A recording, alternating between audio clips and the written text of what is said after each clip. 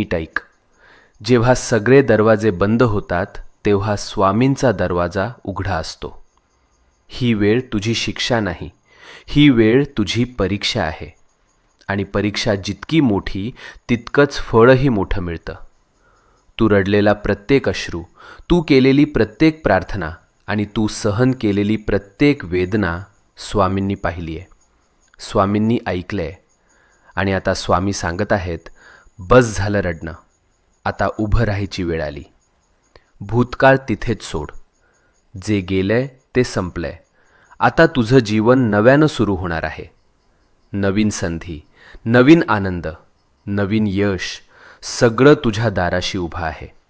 फक्त एक पाऊल पुढे टाक आणि मनापासून सांग, मी तयार आहे स्वामी, माझं आयुष्य बदलायला तयार आहे.